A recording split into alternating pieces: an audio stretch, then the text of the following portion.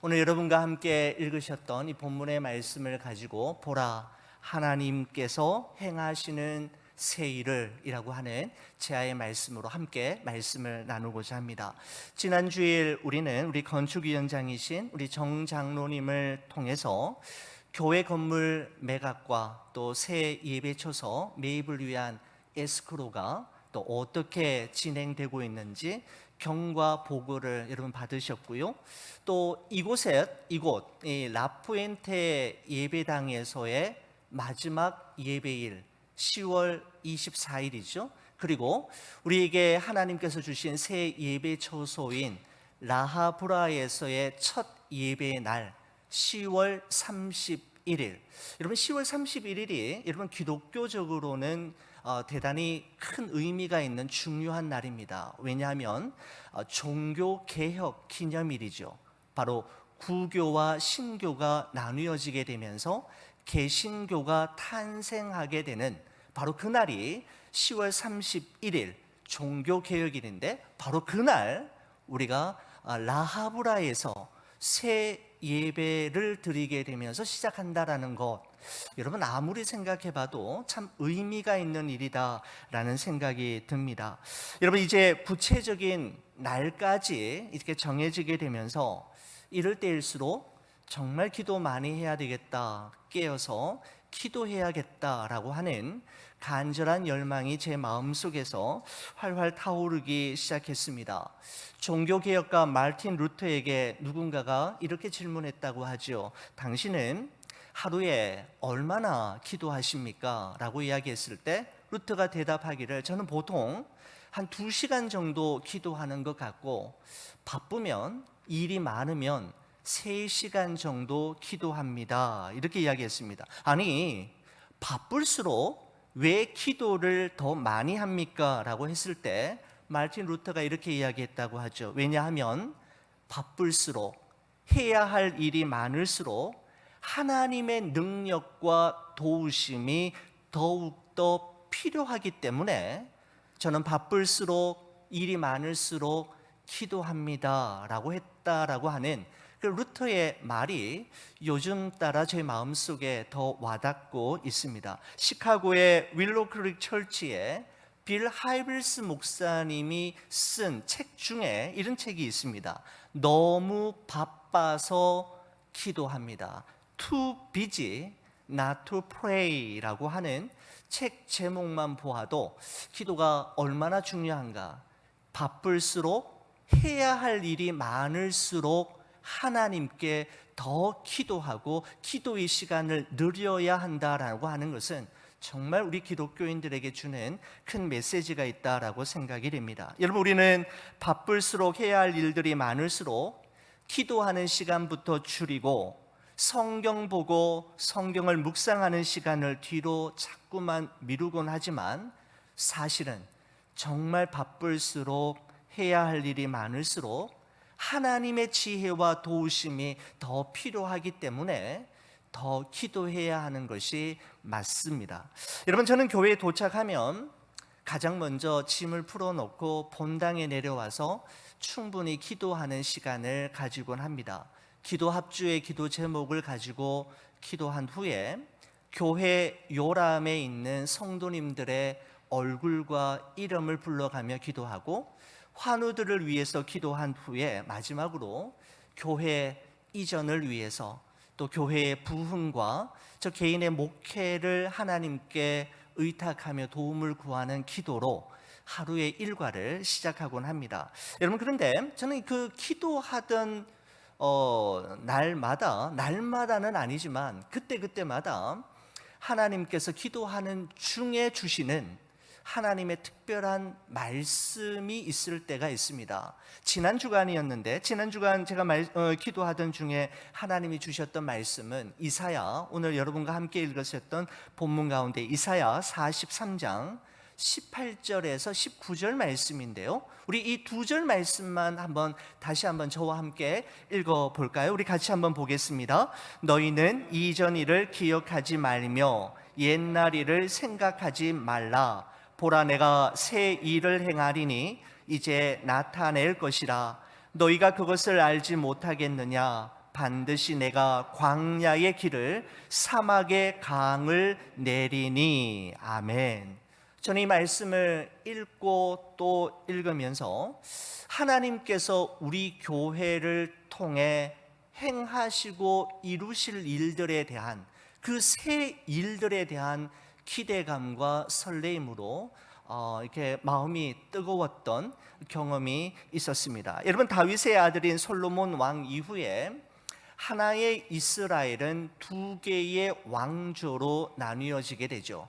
사마리아를 중심으로 한 북이스라엘과 예루살렘을 중심으로 한 남유다로 나뉘어지게 되어서 각자의 길을 걸어가게 되는데, 끝까지 하나님의 말씀에 불순종하고 우상 숭배를 일삼았던 북이스라엘은 BC 722년에 아수르의 살만 에셀 대제에 의해 멸망을 당하고, 남유다는 BC 586년에 바벨론의 느부갓네살 왕에 의해 멸망을 당하게 됩니다. 여러분, 이때 예루살렘 성전과 성벽은 회복이 불가능할 정도로 완전히 파괴되고 불타버리고, 수많은 유대인들은 바벨론의 포로로 잡혀가서 무려 70년 동안 포로 생활을 하게 되는데, 세계사에서는 이 일을 70년 바벨론 유수라고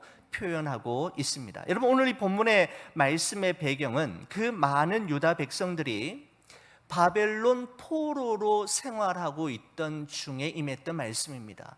이제 우리는 모든 것이 끝났구나, 더 이상 우리에겐 회복의 가능성과 다시 일어날 희망이 없구나라고 하는, 그야말로 절망감과 실패감이 백성들의 심령마다 가득 뒤덮고 있을 바로 그 시기에 이 말씀이 임하게 되었던 것이죠. 절망과 실패감으로 가득 차 있던 그때이었습니다. 여러분, 인간이 쓴 최고의 문학 작품으로 찬사를 받고 있는 단테의 신곡이라는 책이 있습니다. 대단히 어렵습니다. 저도 한때 이 책을 읽다가 결국은 끝까지 읽지 못하고 중단에 포기했던 그런 책이었는데, 그 책에 보면 이 단테가 길잡이인 베르길리우스라고 하는 자를 따라 7일 동안 사후 세계를 여행하게 됩니다. 천국도 가고 지옥도 가고, 여러분, 그 당시에는 천주교 배경이었으니까 연옥에도 가면서 여러 곳을 여행하게 되는데, 이 단테가 지옥문 입구에 이르렀을 때에 그 지옥문 입구에 조그마한 간판 하나가 달려있는 것을 보게 됩니다. 가만히 들여다봤더니 그 간판에는 다음과 같은 글이 씌어져 있었습니다. 여기에 들어오는 너희는 모든 희망을 버려라 라는 글귀가 씌어져 있었다고 합니다. 여러분, 지옥이란 불신자들이 죽어서 가는 곳이기도 하지만, 단테는 지옥을 어떻게 생각했는가 하면, 이 세상을 살아가는 동안에 아무런 꿈도 희망도 없이 살아가는 삶, 바로 그 삶이야말로 지옥과 같은 삶이요, 바로 그곳이 지옥이다라고 하는 사실을 자신의 책을 읽는 독자들에게 알려주고 싶었던 것입니다.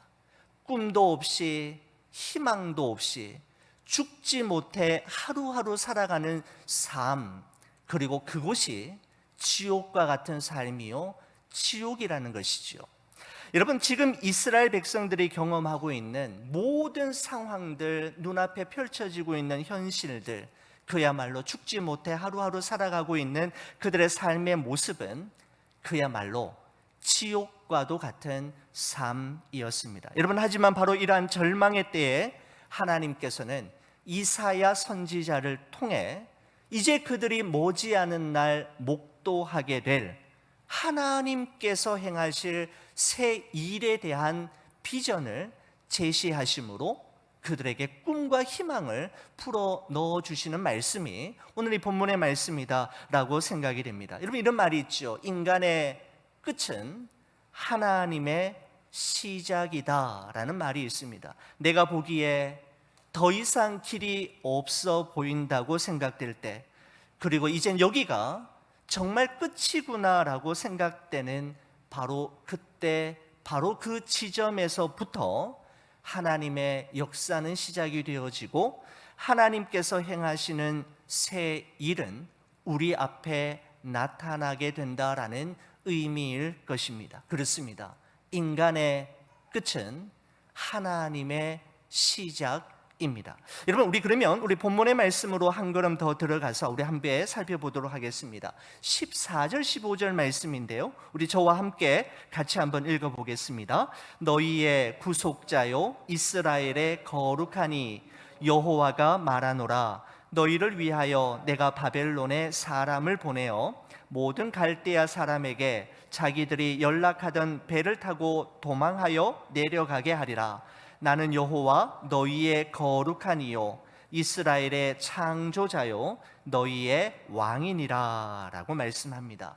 무소불위의, 그야말로 무소불위의 절대 권력과 막강한 힘을 가지고 있는 바벨론 제국과 갈대아 사람들을 하나님이 치심으로 그들로 하여금 도망자의 신세가 되게 하고 바벨론의 손에서 자기 백성 이스라엘을 구원하심으로 놀라운 대반전과 역전의 이야기를 만들어 내실 이가 누구인지를 설명하고 있죠. 너희의 구속자요 거룩한 이요 창조자요 이스라엘의 왕이신 여호와 하나님께서 그 일을 이제부터 시행하게 하시겠다라고 하는 의미입니다. 여러분, 이사야 선지자가 이 예언을 할 때만 해도 그 당시에는 어느 누구도 그의 말을 믿지 않았겠지만 하나님의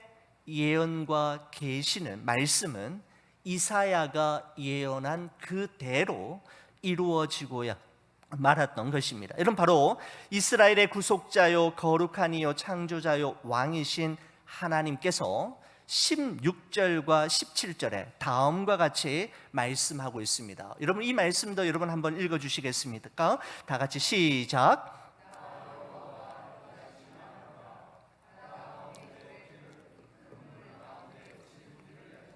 병거와 말과 군대의 용사를 이끌어내어 그들이 일시에 엎드러져 일어나지 못하고 소멸하기를 꺼져가는 등불 같게 하였느니라. 이렇게 기록하고 있습니다.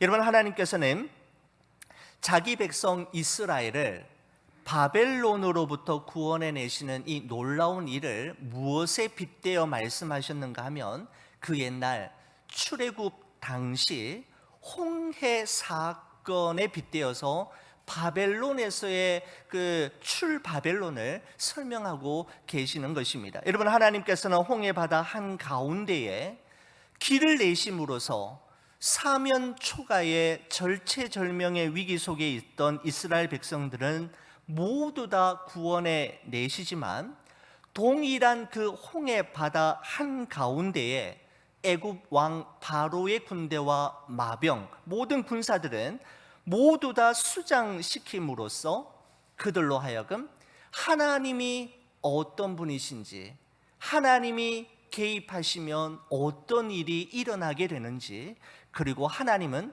누구의 편이신지를 분명하게 보여주셨습니다. 그 옛날 이스라엘 백성들을 430년 종살이하던 애굽에서 구원하여 내신 것처럼 이제 하나님께서는 그들을 바벨론의 70년 포로 생활에서 또한 구원해 내실 것임에 대한 말씀이 바로 이 오늘 본문의 말씀인 것입니다. 여러분, 그러면서 18절 19절에 이렇게 계속 이어갑니다. 제가 한번 읽어보겠습니다. 너희는 이전 일을 기억하지 말며 옛날 일을 생각하지 말라.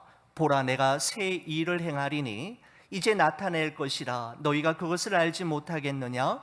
반드시 내가 광야의 길을 사막에 강을 내리니라고 말씀하고 있습니다. 자, 거기 보시면 너희는 이전 일을 기억하지 말며 옛날 일을 생각하지 말라라고 하는 말씀이 있습니다. 여러분, 이 말씀은 하나님께서 지난날 이스라엘 백성들을 위해서 행하셨던 놀라운 구원의 역사를 이제는 더 이상 기억할 필요가 더 이상은 없다라고 하는 의미가 아니라, 여호와께서 이제부터 행하실 새 일은 그들이 이전에 경험했던 그 일들과는 차원이 다른 엄청난 놀랍고 경이로운 새 일이 펼쳐질 것임을 말씀하고 있는 것입니다.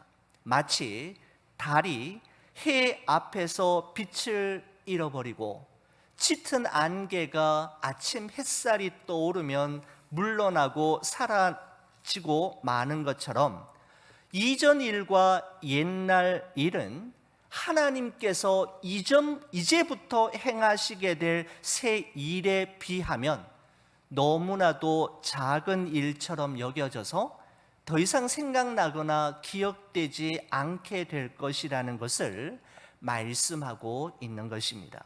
보라, 내가 새 일을 행하리라 라고 하는, 여러분, 이 가슴 벅찬 하나님의 선포를 묵상하면서 저의 인생 말씀이라고 생각되는 한 구절이 생각이 나며 오버랩이 되었습니다. 개인적으로 내적 갈등과 방황이 너무나도 심했던 사춘기 시절, 길을 찾지 못해 방황이 참 심했던 청년 시절에 저의 마음과 생각을 꼭 붙잡아 주었던 하나님의 말씀이 있었는데, 제가 이 말씀을 오늘 이사야 43장 말씀을 보면서 그 말씀이 다시 생각이 났습니다. 고린도전서 2장 9절 말씀인데, 여러분 한번 우리 화면을 보시면서 저의 인생 말씀이라고 하면 가장 먼저 떠오르고 소개하고 싶은 말씀인데, 저와 함께 이 말씀 한번 읽어주시겠습니까? 같이 보겠습니다. 기록된 바 하나님이 자기를 사랑하는 자들을 위하여 예비하신 모든 것은 눈으로 보지 못하고 귀로 듣지 못하고 사람의 마음으로 생각하지도 못하였다 함과 같으니라 라는 말씀입니다. 여러분, 하나님은 하나님을 사랑하는 자들을 위하여 예비하고 준비하고 계시는 것이 있는데, 그것은 어떤 것이냐면 지금까지 한 번도 눈으로 보지 못하고 귀로 들어보지도 못하고 마음에 품고 생각해 보지도 못했던 놀랍고 경이로운 일을 준비하고 하나님을 사랑하는 자들을 위하여 예비하고 계신다라는 말씀입니다. 여러분, 그런데 저는 이 말씀이 지금도 제 안에서 현재 진행형으로 이루어지고 있는 것을 순간순간마다 발견하면서 깜짝깜짝 놀라곤 합니다. 여러분, 고린도전서 2장 9절 말씀과 결을 같이 하고 있는 또 하나의 제가 참 좋아하는 구호가 하나 있는데, 여러분, 윌리엄 캐리라고 하는 영국의 구두 수선공이 인도 선교를 떠나면서 많은 이들의 반대와 만류에도 불구하고 이 한마디 말을 남기며 인도 선교를 떠나게 되는데, 그 말은 이것이었습니다. Expect great things from God. Attempt great things for God 이라고 하는 말이었습니다. 하나님으로부터 위대한 일을 기대하라. 하나님을 위하여 위대한 일들을 시도하라라고 하는 말씀입니다. 여러분, 거기 나오는 위대한 일, great things from God, great things for God 이라고 할 때 great things가 무엇일까요? 저는 이사야 43장에 나오는 하나님이 이제 행하실 새 일, 다른 말로 하면 눈으로 보지 못하고 귀로 듣지 못하고 마음으로 생각조차 하지 못했던 하나님의 기막힌 일들을 위하여 그죠? expect하고 attempt하라고 말씀하고 있는 것입니다. 사랑하는 우리 성도 여러분, 저는 확신합니다.